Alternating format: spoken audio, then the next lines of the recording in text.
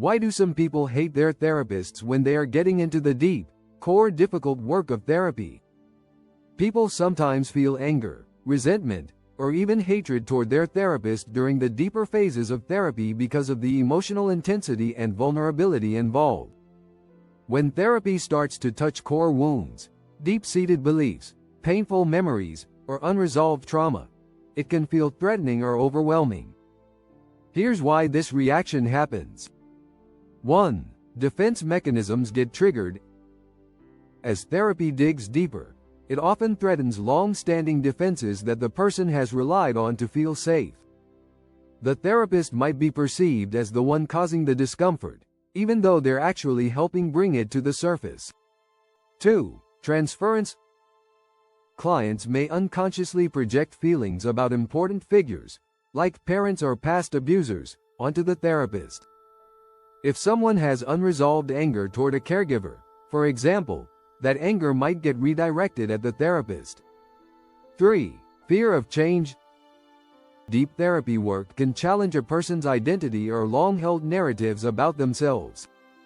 Even if those narratives are painful, for example, the faulty belief of, "I'm unlovable," they're familiar. Change can feel like a loss or even a threat to who they've been.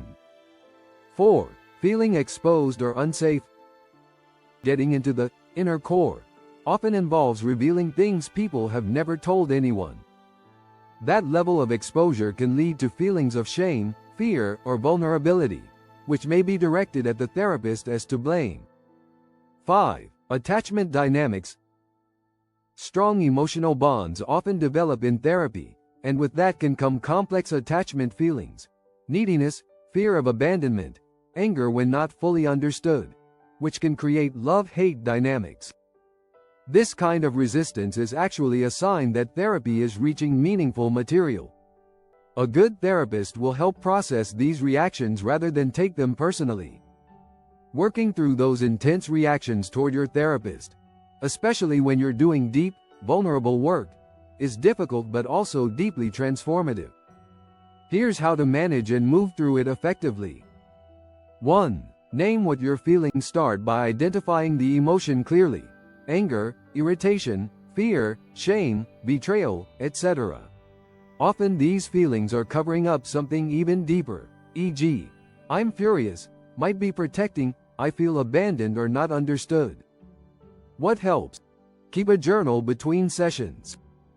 Notice any sudden shifts in how you feel about your therapist, e.g., "I trusted them yesterday, now I can't stand them." 2. Bring it into the room. This is crucial. Tell your therapist what you're experiencing, even if it feels petty, irrational, or shameful. Therapy is one of the few spaces where you're allowed to bring your full emotional experience, unfiltered. You might say, "I've been feeling really angry at you, and I don't even know why. It's hard to talk about, but I think it's important." A good therapist won't get defensive. They'll help you explore the feelings and what they might be connected to. 3. Explore the roots together. With your therapist's support, unpack the emotion. What part of you feels threatened or hurt? Does this dynamic feel familiar, e.g., from childhood or other relationships? Is this about the therapist, or is the therapist standing in for someone else emotionally? This is where powerful insight can happen, where you begin to link past experiences with present emotional patterns. 4. Practice staying instead of fleeing. When the instinct is to shut down, skip a session, ghost the therapist, or quit therapy altogether, pause. These are avoidance strategies to escape discomfort. But if you stay and process it, you build resilience and trust. You could even say, "I wanted to cancel today. I felt really disconnected and like this isn't working, but I figured that might mean something important is happening." 5. Notice if you're testing the relationship. Sometimes clients unconsciously test whether the therapist can handle their worst emotions, because that's where past caregivers may have failed.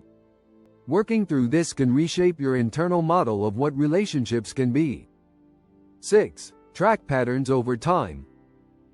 Look back over weeks or months and notice how these ruptures and repairs shape your growth.